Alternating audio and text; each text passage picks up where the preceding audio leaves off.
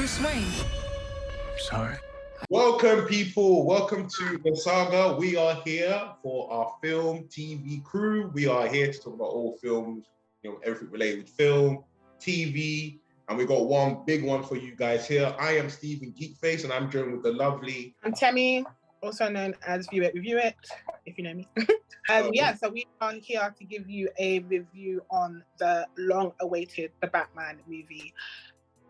Trust me, when I say long-awaited, I mean long-awaited. Even Steven has the Batman. I just realized you had the Batman t-shirt on. I'm ready. Yeah, so we are going to go into dive. We got the opportunity to see it early. Thank you, Warner Bros. Much appreciated. And we're going to go in to talk about the film. Don't worry, there'll be no spoilers. Before we even go into that, anyway, I wanted to obviously go to brush on the background of this whole movie.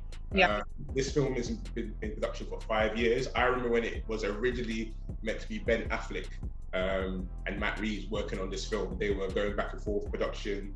We're hearing all these rumors about, it's been delayed. They didn't like the script, and then obviously Ben Affleck left the production. We miss you, Ben, but the show goes on, as they say. I mean, I don't hate him as a Batman, but it's but he was good. We'll get into that. So now we're here 5 years. Everyone was very skeptical as they announced Robert Pattinson, but I have seen him in many, many, many good films. Film recommend is Good Time, really good in that movie. So I was okay, but as people have their memories of just being Twilight. You know what the issue was with when they announced Robert Pattinson? It's playing the Batman. It's a big role.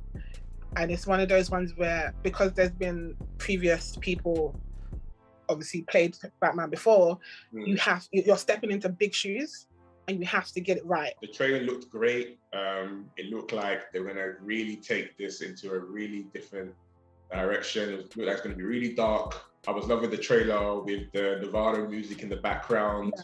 Matt Reeves, I'm a big fan of him. He did the Planet of the Apes movies, the reboots of recent. So I thought it was in safe hands. This film takes place, 2 years of Batman being Batman in Gotham. He doesn't really want to be Bruce Wayne. He has to deal with this really big investigation with this psycho called the Riddler. And crazies pursues. He meets some new interesting characters like Catwoman, Penguin, and under the aid of Commissioner Gordon, he tries to figure out this big case. I could tell from the trailer and even from watching the film, this film was very inspired from films like Seven, Zodiac, had very Neo detective feel. And I thought, finally, Batman's supposed to be known as the world's greatest detective. And now a film that's really going to, show why he is. Obviously, people, when you hear that there's going to be another Batman, the issue is that you don't want it to be like another origin film. It's like we've had the origin films. We know what happens with Batman. We've seen it time and time again. We know his parents died. Like, it's been drummed into our brains. We get it. So it was good that they did. This wasn't an origin film. Like, this was, as you said, it was early days of Batman when he was this big detective, and where you can tell from even him being in the film, he's still just starting out. Like, he's getting the bare things, and it's. I'm happy that's the route that they went down, basically. So, the characters. How do you feel about the characters? Who stood out for you? Who didn't? Number one, but I feel like my standout character was Penguin. Yeah. Played by Colin Farrell. Yeah. Because I remember when we were before the film came out, and someone said Colin Farrell's in the film. I was like, where is he? I haven't seen this man in this film. I was like, Colin Farrell's right there. I haven't seen him. And then to find out that he was playing the Penguin, I was like, and every time I saw him on the screen, I was probably trying to look for like any inkling that was Colin Farrell, like even from the accent, his mannerisms, his eyes, like I was proper paying attention to him, and you cannot tell that is Colin Farrell. Obviously, Robert Pattinson as the Batman, as I mentioned, I feel like it worked. I think for me, he's probably the most realistic Bruce Wayne. I know everybody's used to the billionaire in the nice cars and suits, but hopefully they will gradually get there. But for the version we got here, and I know that the director was trying to compare him to Kurt Cobain from Nirvana. That's why that music seems to be there a lot in the movie. And I can see where they tried to connect it, and I think they really used that to develop this character. But him as Batman is so strong. Yeah. It's so strong. I mean, you can taste the fear when he comes into the room. There is confusion.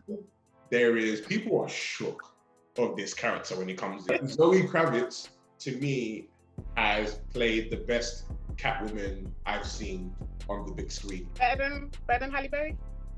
Oh, 100%. Halle Berry's probably one of the worst ones. I love you, Halle, but I said that intentionally. I'm very much watching. I feel like Zoe really knocks it out. Yeah. They fully develop the character. She isn't just, you know, the so-called love interest to Batman there to be sexy. She has a purpose. She can hold her own. She had a really good moment in the film that made me just gasp. I felt like I was watching like a soap drama, and I was like, I think the whole audience heard me at that point. Poor Dino, the Riddler. Oh boy. They take the Riddler, they amp him up by like 1,000. It's gonna leave the audience on the edge of the seat. I was definitely on the edge of my seat, and I'm gonna say something that's gonna be very controversial. Someone might throw something at me, but I think he was more menacing than Heath Ledger's The Joker. Really? Yes. I get your reasoning for that, but I feel like the reason why Heath kind of edged it out for me is that you got that extra theatrical performance from him. Basically, he was, I don't know if it's just because of the makeup or because we got to actually see his face when he was the Joker, but yeah, I feel like I get what you're saying, but I think Heath still kind of edged out for me. This Batman film is for everyone. It is for people who are comic book fans, it's for people who are DC fans, it's for people who just want to go see a film So I've always had an issue with DC films because the storylines are not strong enough for me. I don't feel like not all of them have weight. It doesn't make sense. But with the Batman, with this version, strong, like very solid, very easy to follow, makes sense. For someone who is not a big DC or big comic book fan, I still enjoyed it. I still can appreciate it for, like I could tell the parts that were towards the people who are comic book fans. Like I'm sure there were Easter eggs there. The story here is very strong. As I mentioned in the beginning, that, you know, I could tell the director was very influenced by, you know, the films like Seven, Zodiac. Even from the comics there's a lot of reference to The Long Halloween, if you guys never read that. Another comic called Hush, very influenced from those comics there, and it shows. And this, for me, is probably the most detective heavy driven story they've done. This is you actually going through the investigation. I thought I was watching one of those CSI shows, like just from one place to the other. You know, they're looking for clues. Really, really in-depth story. Even the riddles, when they were doing the riddles, I was all there thinking in my head like, wait, is that the answer? Wait, yeah, but we never got a chance though because they solved it quick. They were so quick about it. It's like, all right, cool. All right, that's where it is. But yeah, the story is strong. And so far, I mean, there are one or two other Batman movies they've had previously that I thought the story was strong, but this is definitely in the top 3 of stories that they've done on the big screen. Really, really strong. The story itself, showing Gotham, you know, it's just looking so gritty, dirty. Yeah. You could feel the corruption when you're watching the. This place is messed up. Yeah, there's trouble. How did you feel about the music in this? Oh, the music in this, the score, the opening scene, so the part where he says he's hiding in the shadows, that part gave me goosebumps because it was like a build-up of like intense music, and it's like you're proper engaged, like you don't know what's going to happen. And the person who does the music is called Michael Giacchino. I think he did a fantastic job. In parts where it needed to be intense, in parts where it needed to be like somber or the fight scenes, whatever.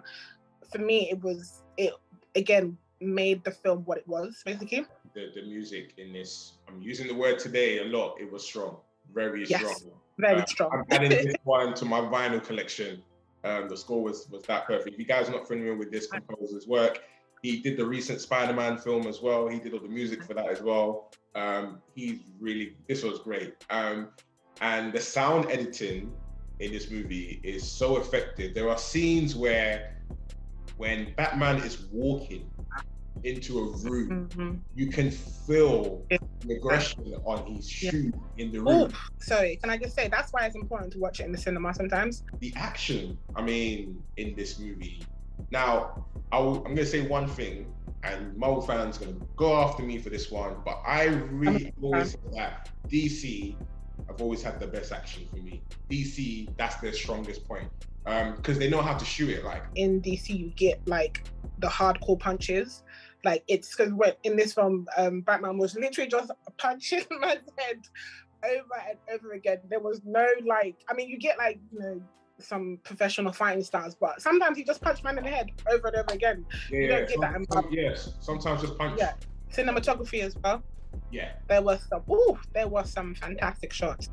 There was one where Batman and Catwoman were up on that roof that they always meet up at, and his cape was just like flying back with the wind. And I was like, ooh. Final thing I'll say, is there anything you didn't like? I felt like, so in terms of like the act, so the first and second act was really strong because the first act is really, you know, establishing all the characters, you know, who is who, what did they do, how did they function.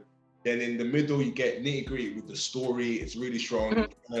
You know, unravel things. And because the first two acts are so strong, I feel like it fell apart towards the end. And I'm not gonna lie, I was looking at the watch like, okay, wrap this up, because it's a long movie. Yeah, I can't actually think, there's nothing that stood out to me that I didn't like. I get what you mean about it. They got to a point where it's like, yeah, we need to wrap it up now, towards the end. But yeah, I can't think of anything like, and that's rare for me. Like, trust me, I will pick at DC. This one, guys, it's definitely worth all the hype. It's definitely worth you know, the 5 years we had to wait. Final question. What's your rating? Oh, so my rating, guys, for the Batman on their Saga channel is 9.5 out of 10. Really good start to potentially a new trilogy or franchise we're going to start, and I can't wait to see where they take this character and all the other characters with this particular film. What about yourself? Oh.